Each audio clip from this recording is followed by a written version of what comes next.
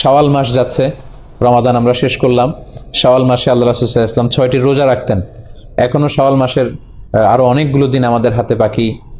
আবু আইয়ুব আল আনসারী রাদিয়াল্লাহু তাআলা আনহু বর্ণনা করেন যে আমি আল্লাহ রাসূল সাল্লাল্লাহু আলাইহি ওয়াসাল্লামকে বলতে শুনেছি, আল্লাহ রাসূল বলেছেন, মান সামা রমাদানা সুম্মা আতবাআহু সিত্তাম মিন শাওয়ালিন কানা কাসিয়ামিদ দাহর। যে ব্যক্তি রমজানের সিয়াম পালন করলো, তারপরে শাওয়ালের 6টি রোজা রাখলো, সেজন্য সারা বছর রোজা রাখলো। তো এত বড় ফজিলতের সিয়াম যেন আমরা নষ্ট না করি। আমরা অনেকে হয়তো রাখিনি, সামনের দিনগুলোতে আমরা রাখবো, এখনো সময় আছে। এই শাওয়ালের রোজা আপনি একসাথে 6টা রাখতে পারেন, কিংবা ভেঙে ভেঙে আপনার সুবিধা মতো রাখতে পারেন। অনেক বোনদের রমাদানের কিছু রোজা ভাঙ্গা থাকে, ফলে ওনারা কি করবেন, আগে রমাদানের রোজা রাখবেন নাকি শাওয়ালের? এক্ষেত্রে বিশুদ্ধ মত হচ্ছে আগে রমাদানের রোজা রাখবেন, কারণ হাদিসের এক্সপ্রেশন হচ্ছে এমন যে যে রমাদানের রোজা রাখলো তারপরে শাওয়ালের 6 রোজা, সে যেন সারা বছর রোজা রাখলো। তা বোনদের তো রমাদান রোজা কমপ্লিট হয়নি, কারো হয়তো 24টা 25টা, তো 24 তো রমাদানের রোজা নয়, রমাদানের রোজা 29টি বা 30টি।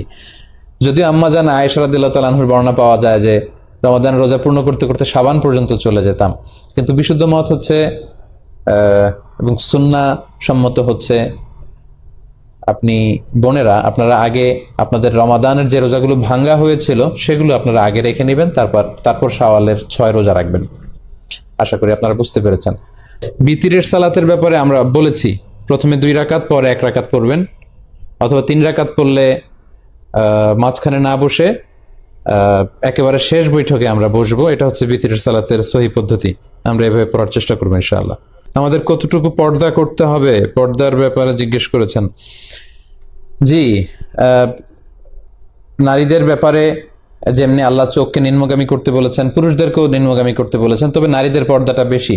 নারীদের পর্দার ক্ষেত্রে ওনাদের দেহের পোশাক ঢিলে ঢালা হতে হবে, পাতলা হতে পারবে না, এবং accept her face and hand, এই হাতের কবজি পর্যন্ত আর চেহারা, এতটুকু শুধু খোলা রাখতে পারবে একজন নারী।